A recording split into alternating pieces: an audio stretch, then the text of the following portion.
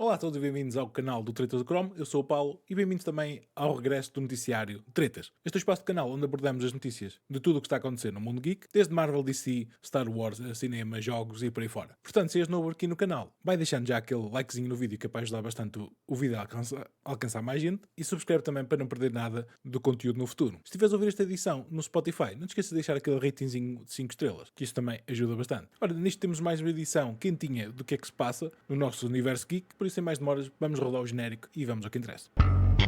Hello there. Hey, buddy. Eyes up here. Ah, that's some strong stuff. Wow. A wizard is never Butcher of Blaviken. So it begins. Ora, para começarmos este episódio, temos mais rumores e notícias quentinhas relativamente ao próximo filme e saga de 007, James Bond. É verdade, ou seja, temos numa caça neste momento de quem é que será o próximo ator, em que temos muitos pedidos online para que seja o Henry Cavill, sendo que isso é um dos papéis que já lhe foge há muito tempo, e todos nós sabemos o fanatismo do Henry Cavill para quase todos os papéis, não é? Ou seja, basicamente o fancast mete-o quase em tudo, não é? Mas pessoalmente, por acaso, era um dos atores que eu gostava de ver no próximo papel. Contudo, parece que o ator que vai desempenhar a próxima saga de James Bond já poderá estar escolhido. E é nada mais, nada menos que o Jacob Elordi. Este ator é conhecido pela série de Euphoria, onde ganhou praticamente o seu grande destaque, mas ou seja, o último foco nele, principalmente, ocorreu durante o último filme que fez, ou seja, que saiu no ano passado na Netflix, que é o Frankenstein. Foi um filme super badalado e que diria mesmo um dos melhores filmes que o ano passado nos apresentou. Incluindo, até está nos nomeados para o melhor filme desta edição de Oscars que vamos ter depois em março. Como tal, é um ator que neste momento está a começar a destacar-se cada vez mais em Hollywood. Sendo que um dos grandes filmes que vai ter o ator, que vai estrear nos próximos tempos, é já dia 12 de fevereiro, que ele vai representar ao lado da Margot Robbie, que é a nossa icónica Harley Quinn. Em que é um filme que digamos que é um bocadinho trazido dos anos antigos para a atualidade e modernizado, que é o Montes Vadavais, ou seja, é basicamente um clássico de Hollywood, e neste momento vão fazer, que acho estranho, ou seja, para a era que é, porque ele é muito mais, digamos, não queria utilizar antiquado, mas é um daqueles filmes clássicos de Hollywood que ficou perdido provavelmente no tempo, e eu não sei, estou curioso para ver como é que eles vão adaptar a história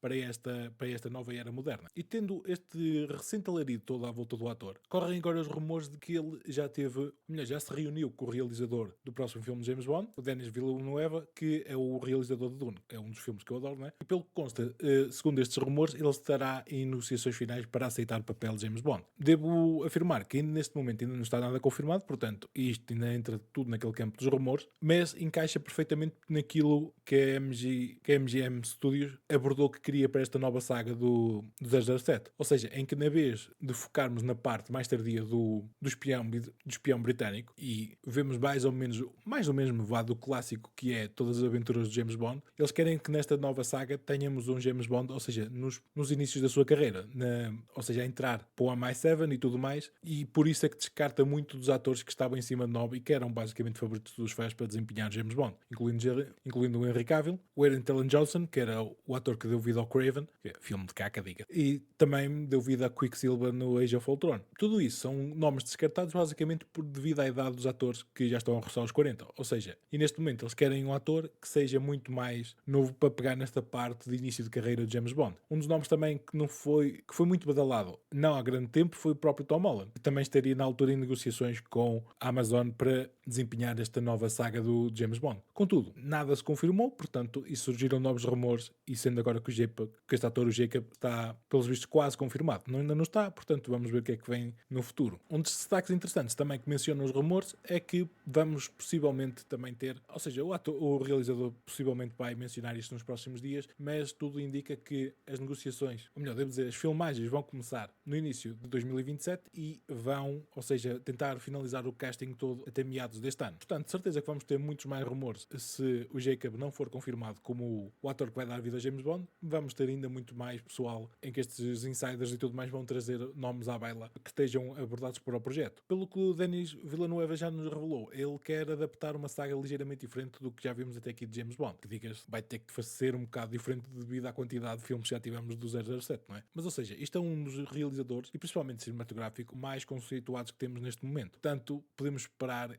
digo eu, pelo menos em termos de cinematografia, uma qualidade muito superior talvez ao que tenhamos visto até aqui no James Bond. Se bem que a última saga do Daniel Craig foi simplesmente épica e tinha shots super bonitos. Contudo, nas mãos deste realizador, todos os efeitos que ele nos cria e tudo mais, basicamente tudo épico. Temos o Dune, a própria cinematografia do filme do Batman do Robert Pattinson é feita por ele, ou seja, ele apresentou-nos até a um momento de grande qualidade, portanto podemos esperar mais ou menos deste tipo de filmagem épica para o próximo filme de James Bond. O que em si é algo diferente e até me agrada bastante porque provavelmente tornará o James Bond ainda mais épico ao que é neste momento. Eu só acho que nesta saga do James Bond torna-se um bocadinho estranho porque, por exemplo, o próximo jogo que vamos ter, que sai também este ano, para o 007, é mais ou menos este tipo de história que estamos a abordar, ou seja, algo pelo menos que os rumores que o próprio realizador mencionou que quer fazer para este nova saga, é que é basicamente James Bond novo e que está a tentar entrar para o MI6. Portanto, podemos ter aqui basicamente, sem querer, honra repetida as histórias que são apresentadas. Contudo, o jogo não vai ter nada a ver com o filme, mas será interessante ver como é que eles vão conseguir diferenciar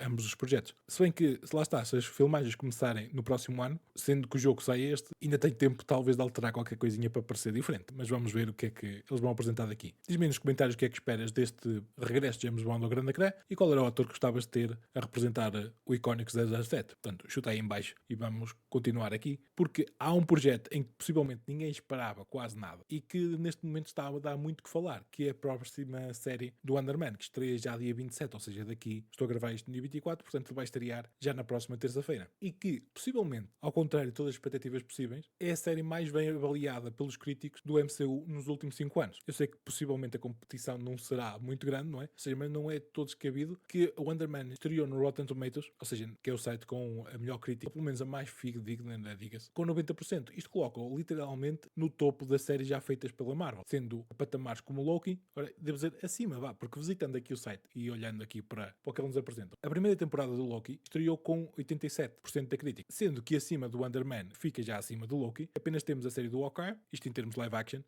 WandaVision e Agents of S.H.I.E.L.D., que nem sequer era feito pela Marvel Studios, isto ainda foi feito antes desta era das séries da Marvel Studios.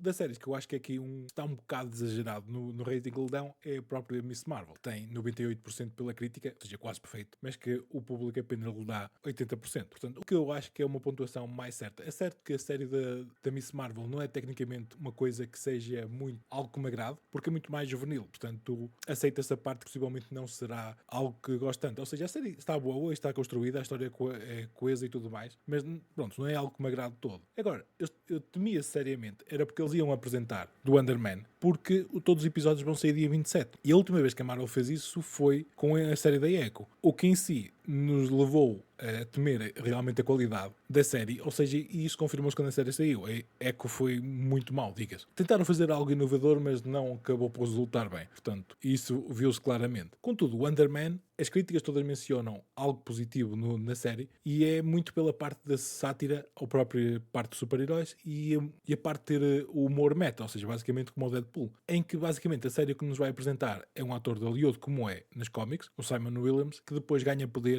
e torna-se o super-herói Wonder Man. Pelo que já vimos nos trailers, o que a série vai apresentar é que o ator Yahya Abdul vai representar, ou seja, fazer basicamente o reboot deste clássico que era o Wonder Man nos anos 70, ou seja, isto tudo no universo da Marvel. E que depois vamos ter aqui, basicamente, uma versão meta do próprio Wonder Man a tornar-se, saindo do filme e tornar-se depois um super-herói no próprio universo do MCU. Ou seja, é um contexto bastante interessante de perceber o que é que eles vão inventar aqui. Isto também poderá ser um super-herói que estamos a descartar forte para os próximos filmes dos Vingadores, principalmente Secret Wars, porque ele é basicamente um dos gajos mais poderosos que a Marvel tem. Portanto, poderá muito bem ser utilizado futuramente no Secret Wars. No Doomsday não acredito que ele apareça, mas não descartaria uma presença super importante dele depois, mais tarde, no Secret Wars. Portanto, a série sai já terça-feira, por isso vai-me dizendo se estás entusiasmado ou não para a série. Pela sondagem que fiz no Instagram aqui há uns tempos, ou seja, quase ninguém estava interessado em ver a série do Underman. Contudo, talvez com este rating de 90% da Rotten Tomatoes poderá dar aquele empurrãozinho de estar a gerar pelo menos mais interesse do pessoal ver esta série. Uma das coisas que eu acho que o pessoal não está tão interessado para as séries da Marvel é porque temos sido queimados frequentemente devido à qualidade que as séries apresentam, principalmente as mais recentes. Se bem que há séries que, principalmente no início, que se destacavam tão forte como Loki, WandaVision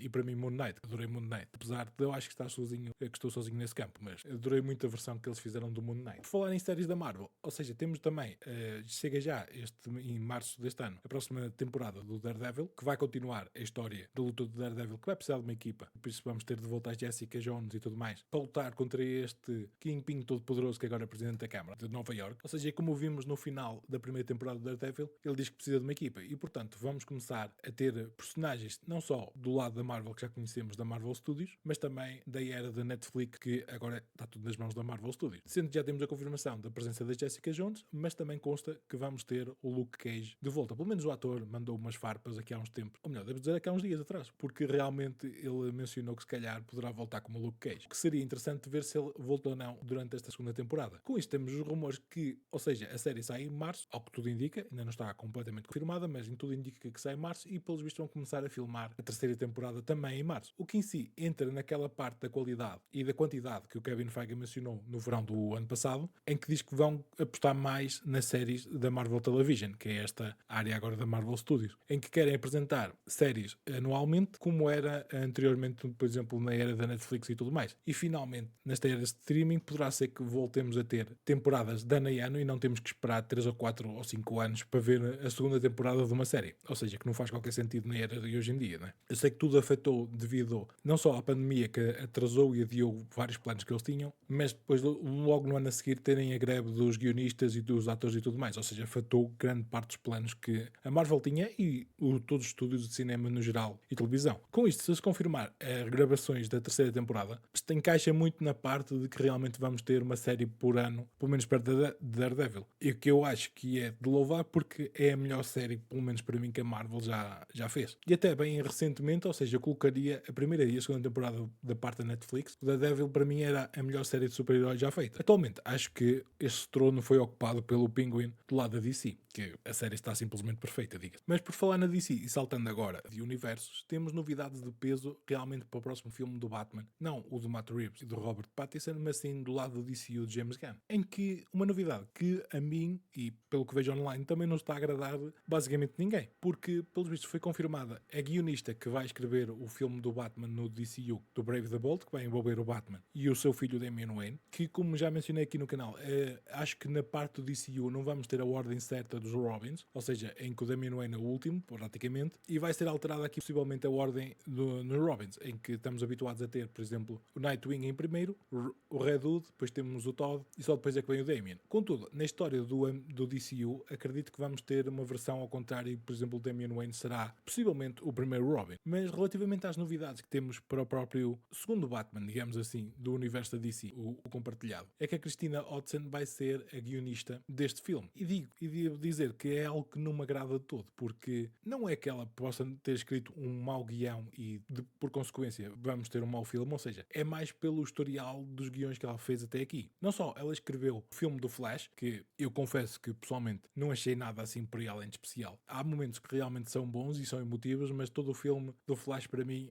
fica muito aquém. Contudo, eu acho que nessa parte do filme do Flash fico um bocadinho também fora do que o resto do pessoal pensa. Porque se realmente formos olhar, por exemplo, aqui para o Rotten Tomatoes, vemos que pelo menos a maioria dos críticos deram uma nota positiva ao filme, 61, que eu acho que é ligeiramente exagerado, mas o público, ou seja, gostou. Portanto, tem 81%. O que, olhando para esta métrica, ou seja, a maior parte pessoal gostou pelo menos do filme do Flash. E por isso é que eu digo, se calhar encaixo-me na parte da minoria em que este filme não foi nada de especial. Tem temáticas boas, mas não foi nada por aí além. Mas de igual modo, esta escritora também escreveu, fazendo a redundância, o filme de Birds of Prey, que foi o filme do DCU da Harley Quinn, e que eu também diga-se que não gostei nada do filme. Aliás, diria mesmo que, pelo menos para mim, Birds of Prey foi possivelmente um dos piores filmes que o DCU, e teve muitos, apresentou-nos. Nesta nova era do DCU, tirando o e tendo o James Gunn no comando, em que ele diz que aceita apenas guiões realmente se forem bons, ou seja, ou ela escreveu algo épico para esta nova era do Batman no universo da DC, ou então não sei realmente o que é que ela poderá ter apresentado aqui. Porque dos filmes todos que ela fez, ou seja, só o Bumblebee é possivelmente a que me agradou mais. E devo lembrar que, por exemplo, o filme da Batgirl, que foi cancelado, também foi escrito por ela, em que toda a gente que disse que viu o filme, ou seja, nunca vai ver a luz do dia, que foi um filme cancelado pela DC, e por isso, caso eles revelem alguma coisa ou houver leaks, eles perdem o dinheiro do seguro. Portanto,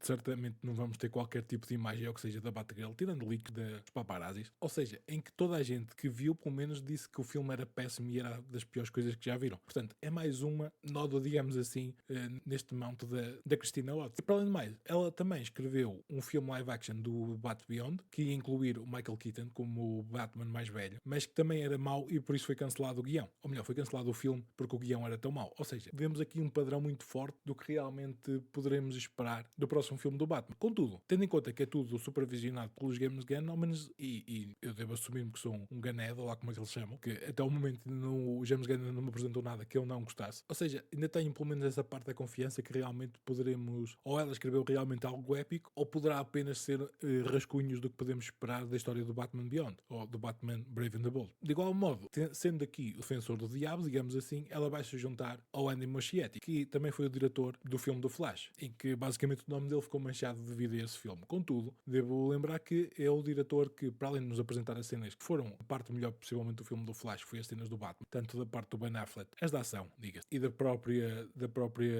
próprias cenas do Batman, do Michael Keaton, foram épicas, diga-se. Ele também foi o realizador da última série Welcome to Derry, que é a prequela do It. Portanto, acho que poderemos esperar algo em condições aí. Sendo que a Cristina foi uma das escritoras, pelo menos de alguns episódios dessa série. Portanto, salvando aqui a coisa, ela poderá realmente ter apresentado um guião muito acima do que temos visto até aqui do trabalho dela ao James Gunn. Portanto, não temos total confirmação porque o James Gunn não mencionou nada disso até ao momento. Nas redes sociais nós sabemos que ele é super ativo nesse campo. Portanto, poderá até nem ser confirmada ela como a escritora do filme. Apesar disto vir de fontes seguras como a Hollywood Report. Mas falando do James Gunn, ele também nos mencionou no thread desta semana que não vamos ter, ou seja, para tirar o cavalinho da chuva de todos estes rumores de casting e tudo mais para o próximo Batman, porque não vamos ter novidades em grande escala, digamos assim, para o Brave and the Bold, quem será o ator que vai dar vida ao Batman, ou até mesmo ao Robin da Minuane. Porque uma das razões é que só vamos ter novidades depois de sair o Batman 2, que é em outubro do próximo ano, e ele diz que uma das razões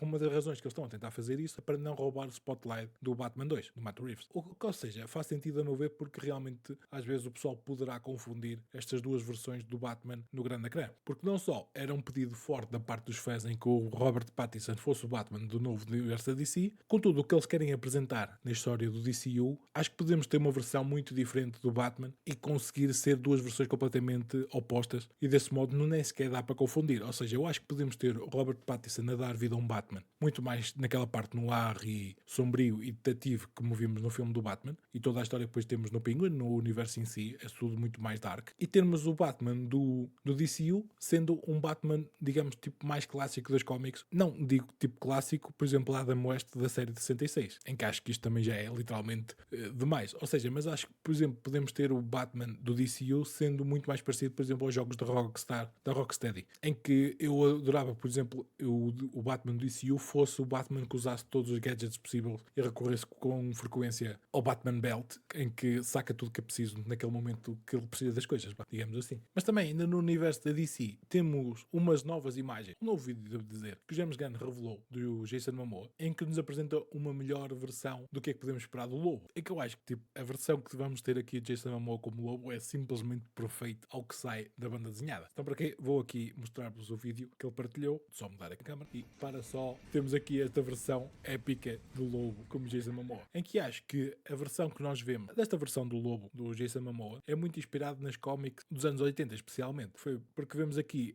a moto dele, não é? A moto espacial e épica dele, mas que parece-me ter uma caveira na frente da moto, que é uma das versões do design que o Lobo apresentava nos anos 80. Portanto, eu aposto sinceramente o pessoal vai adorar esta versão de Jason Momoa, e para quem não conhece vai ficar de boca caída do que é que ele vai apresentar durante o filme da Supergirl. Eu já estava entusiasmado para o filme da Supergirl em si, mas depois temos a confirmação que ia estar o Jason Momoa finalmente como Lobo, que é a personagem que ele nasceu para fazer. Vou sempre frisar esse campo, porque é literalmente ele, tendo na parte dos superpoderes, não é? Aposto que isto será mesmo algo fora de série do que vai ser apresentado durante o filme da Supergirl, que já sai ou seja, em junho. Portanto, não estamos assim tecnicamente muito longe. Mas também, e agora fazendo aqui um pequeno plex, se quiseres apoiar um pouco mais do que faço aqui, coloquei na temática do Lobo, coloquei uma nova t-shirt na minha loja online, em lojageek.net, onde faço referência a uma das alcunhas do Lobo, que é o The Main Man. Portanto, se gostares deste tipo de merch geek e tudo mais, e se puderes apoiar, eu agradeço-te imenso o trabalho, que assim apoias basicamente o trabalho. Portanto, tu podes passar em lojageek.net, está o link abaixo na descrição. Por isso, eu agradeço-te imenso realmente conseguires apoiar apoiar-me nesse campo. Mas agora focando no que interessa, que são as notícias do mundo geek e na principal notícia que tínhamos no thumbnail desta edição. Ao que parece, os Vingadores vão sofrer um duro golpe porque a Warner Bros. Conseguiu um contrato de exclusividade nas primeiras 3 semanas com os cinemas da IMAX, ou seja, a nível mundial, em que apenas vai passar o Dune 3.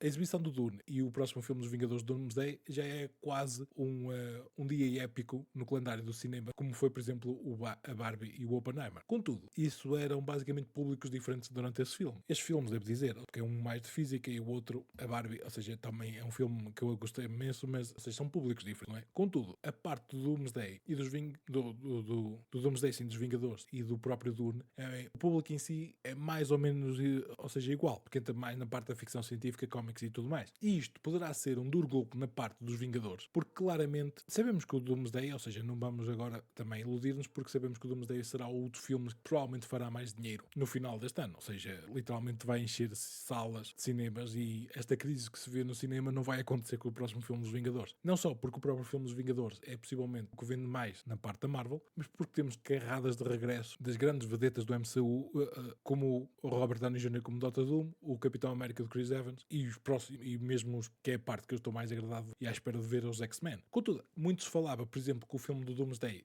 se ia alcançar ou não o marco de 2 bilhões, porque sabemos que o pessoal vai cada vez menos ao cinema e o hype à volta da Marvel já não era o mesmo que antigamente, ou seja, portanto, a marca dos 2 bilhões era algo que poderia escapar pela primeira vez não, ou seja, desta vez ao filme dos Vingadores, não é? Contudo, tendo estes regressos todos, era algo que as previsões indicavam e tudo mais que era possível o Doomsday alcançar os 2 bilhões. Contudo, tendo em conta que não vai ter qualquer tipo de exibição em IMAX nas primeiras 3 semanas, que é principalmente quando o pessoal tem interesse em ver o filme, não é? Porque é no início, em que vai estar apenas exclusivo para o Dune, que devo confessar que estou bastante entusiasmado para ver o próximo Dune, porque eu adoro esta franquia. E em termos de cinematografia, diria até mesmo, vale muito mais a pena ir ver a IMAX, possivelmente com o próprio Doomsday. Se bem que o épico que vamos ter do Vingadores será certamente algo fora de série feito pelos irmãos Russo. Contudo, este golpe de que a Warner Bros. Conseguiu dar basicamente à Disney pode afetar literalmente esta parte do Vingadores chegar aos 2 bilhões, porque não só rouba uma porcentagem das salas de cinema a nível mundial para as exibições do próximo filme dos Vingadores, mas também basicamente é as exibições de cinema mais lucrativas, ou seja, os bilhetes de IMAX são muito mais caros do que os bilhetes normais, não? E com isso, se alguém quiser realmente ver o próximo filme dos Vingadores em IMAX, vai ter que esperar pelo menos até janeiro do próximo ano, 2027, porque quando o filme sai é no final de dezembro, ou seja, saem os dois no mesmo dia e portanto vão estar queimadas estas salas com o laser a cair, não é? Mas para finalizarmos aqui o episódio do noticiário, para não ficar assim muito comprido, corre o rumor, ou seja, durante esta semana que o primeiro filme do Spider-Man através do Spider-Verse poderá regressar já no próximo mês de fevereiro às salas de cinema, mais precisamente no dia 6 de fevereiro, ou seja, isto é um rumor que está a ocorrer neste momento para salas de cinema relativamente a exibições nas salas de cinemas americanas. Contudo, nós cá em Portugal basicamente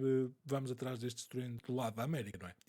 E tendo em conta que estes regressos dos clássicos ao cinema estão a tornar-se ligeiramente lucrativos, como foi visto, por exemplo, pelo Senhor dos Anéis, que também já vamos abordar daqui a pouco um bocadinho, possivelmente poderemos ter também e esperar que o filme saia cá nas salas de cinema portuguesas. Contudo, não temos qualquer confirmação e nem sequer os cinemas cá mencionaram se isso vai acontecer ou não. Como quase sempre neste tipo de clássico, quando regressam ao grande ecrã, nós sabemos sempre muito tarde, portanto, estamos sempre atrasados neste campo. Como foi, por exemplo, o Senhor dos Anéis, soubemos quase literalmente uma semana ou 2 antes, enquanto a nível internacional já sabia meses com antecedência que o Senhor dos Anéis ia regressar ao ecrã e nós só soubemos literalmente em cima do joelho. Portanto, não sei até que ponto é que poderemos saber nos próximos dias ou na semana a seguir que o Spider-Man, através do Spider-Verse, regressa ao cinema. Não seria todo descabido, tendo em conta em que estes filmes antigos e que geraram bastante dinheiro estão também novamente a gerar na mesma dinheiro nas salas quando eles regressam, mas porque vamos ter o lançamento do próximo filme do Spider-Verse no próximo ano. Ou seja, isto poderá ser uma maneira de relembrar a história, porque ainda está demorado e já saiu há bastante tempo, e assim relembravam a história do Spider-Verse apresentando o filme no cinema na mesma altura em que saiu durante a sua estreia há 5 anos atrás, não estou em erro. E depois, muito possivelmente, se confirmar a saída do próximo filme do Spider-Verse 3 no próximo ano, eles podiam apresentar também no início do próximo ano o segundo filme do Beyond Spider-Verse. Foi um dos filmes de animação que, para além de ganhar o Oscar, fez mais dinheiro enquanto esteve em exibição. Portanto, agora já foi tudo passado pelo Zolândia, por isso, na parte da animação, mas seria algo a pensarem, porque relativamente falando aqui nos regressos, este fim de semana passado, quando regressou o Senhor dos Anéis ao grande ecrã, não só foi um sucesso a nível mundial, encaixou quase 10 milhões, não, ainda passou de 10 milhões a nível mundial, que é bastante para um filme já do ano com 25 anos, diga. Mas isso refletiu-se bastante no mercado português, porque a trilogia do Senhor dos Anéis conseguiu ficar no top 10 dos filmes que estavam no cinema. E até tínhamos alguma concorrência, porque foi basicamente a seguir, nesta altura do final de ano, dezembro e início de janeiro, que é quando sai muito filme, porque aproveita quase sempre o cinema para enfiar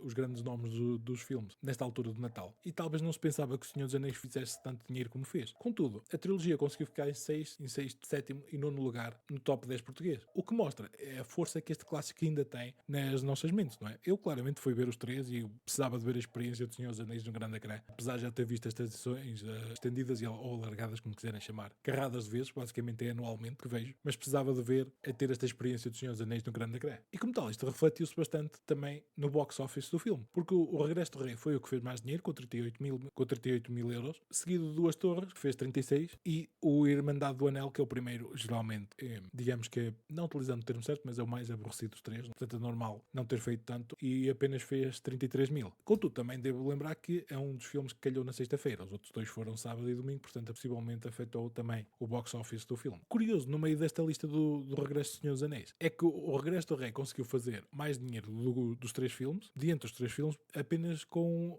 menos salas em exibição, apenas teve 22, e o Duas Torres e a Irmandade do Anel tiveram 29, portanto não sei se o início do filme, das exibições do Irmandade do Anel e as Duas Torres, eles esperavam se calhar mais dinheiro e mais gente, que arredondou quase sempre à volta dos 5 mil espectadores, ou seja, é basicamente quase mais do que há nos filmes que estreiam agora, e talvez por causa disso no domingo fecharam mais salas para o Regresso do Rei. Contudo, confirmou-se que foi o filme que fez mais dinheiro. Isto também pode haver muito pela parte de o pessoal usar descontos e tudo mais nos primeiros dois filmes e o terceiro comprarem um título de bilhete normal e por isso fazer mais dinheiro. Ou seja, há várias especulações que podemos fazer aqui o porquê do Regresso do Rei fazer mais dinheiro com menos salas de exibição. Contudo, também teve mais espectadores. Não muitos, mas faz diferença no combo final. Contudo, mesmo assim, no fim de semana, o passado o que se confirmou é que a Criada e a Avatar continuam a dominar. Ou seja, a Criada, curiosamente e por incrível que pareça, está em primeiro lugar no box office nacional, seguido de Avatar, Fogo e Cinza. Portanto, o pessoal adora thrillers eróticos. É o que eu estou a ver. E talvez a Avatar não esteja a fazer tanto como os dois anteriores, porque muita gente poderá pensar que é mais do mesmo. Mas eu simplesmente adorei o filme. Eu acho que, apesar de James Cameron nos apresentar quase sempre a mesma coisa, as histórias conseguem ser diferentes o suficiente e visualmente impactantes para parecer algo sempre épico no cinema. Também confesso que este último filme do Avatar, acho que houve muita parte que se notou um bocadinho de arrastar em relação aos outros dois. Mas isso é só uma opinião. Ora, e assim,